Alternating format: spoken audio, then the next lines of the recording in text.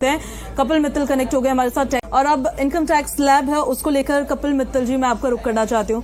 Kapil sir जरा समझा दीजिए इसे, पहले क्या था अब क्या है, किस सेक्शन को इसका फायदा मिलने वाला है? पूजा जी देखिए, सबसे पहले हमें समझना जरूरी है, अगर हम इनकम टैक्स स्लैब की बात कर रहे हैं तो अभी हमें जैसे पता है एक ओल्ड टैक्स रेजिम है, एक न्यू टैक्स रेजिम है।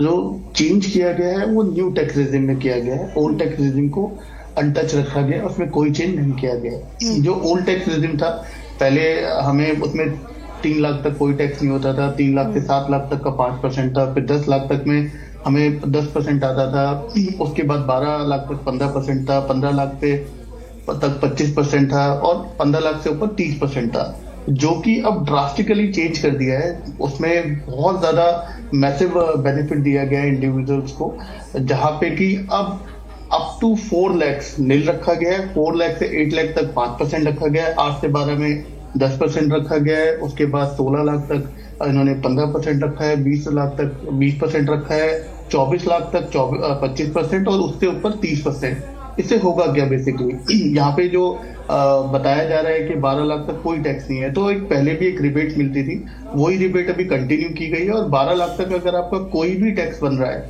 तो वो आपका नील हो जाएगा। इसके अलावा अगर आप सैलरीड पर्सन है तो जो आपको एक स्टैंडर्ड डिडक्शन मिलती थी 75,000 की, वो स्टैंडर्ड डिडक्शन आपको यहाँ पर भी मिलेगी। तो सैलरी क्लास के लिए 12 लाख नहीं 12,75,000 तक कोई टैक्स नहीं है।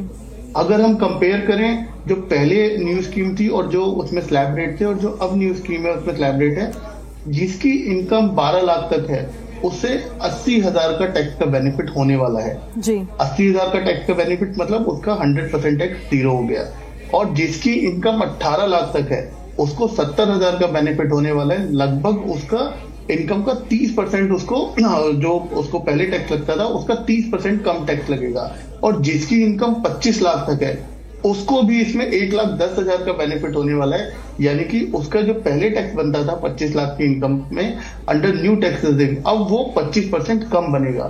तो आप देखेंगे कि यहाँ पर जो बेनिफिट है under new tax regime already. Kapil sir आपका रुख करना चाहती हूँ, ओवरऑल इस बजट को देख के ऐसा लगा कि मनी फ्लो हो ताकि पॉकेट में पैसा बचे कंज्यूमर का, तो वो खर्च करे, फिर इकोनॉमी उससे बूस्ट हो। ओवरऑल ये नजर आ रहा है इसमें। देखिए पूजा जी, होता क्या है कि ज्यादातर तबका इसमें इंटरेस्टेड है कि उनको इंडिविजुअली क्या मिला। अगर उस एंगल से देखेंगे तो हाँ, इन्होंने बहुत ही अच्छा बजट दिया जिसमें आम आदमी को, इंडिया की मैक्सिमम पॉपुलेशन को इसमें बेनिफिट होने वाला है।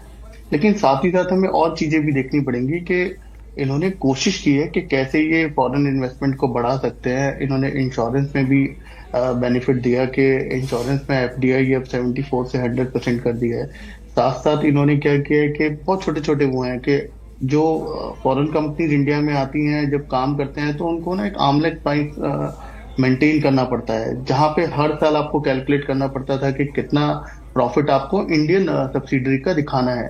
वहां पे इन्होंने बहुत ही अच्छा मूव किया है, जहां पे 3 साल के लिए उनका आर्म लेंथ प्राइस फिक्स कर दिया है कि आपने एक बार उसे निकाल लिया तो 3 साल के लिए फिक्स हो गया। यहाँ पे लिटिगेशन बहुत कम होगी।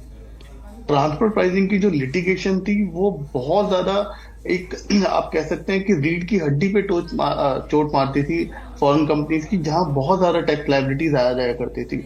तो वहां इन्होंने एक बहुत बड़ा रिलैक्सेशन दिया है कि 3 साल में एक बार आप अपना कैलकुलेट करें और 3 साल के लिए वो फ्रीज कर दिया गया है। उसके अलावा आप देखेंगे बहुत सारे फॉरेन इंडिविजुअल जो कि इंडिया के लिए रिमोटली काम करते हैं, वहां भी इन्होंने प्रिजम्पटिव टैक्सेशन एक लॉन्च किया है, जिसकी और डिटेल आना भी बाकी है।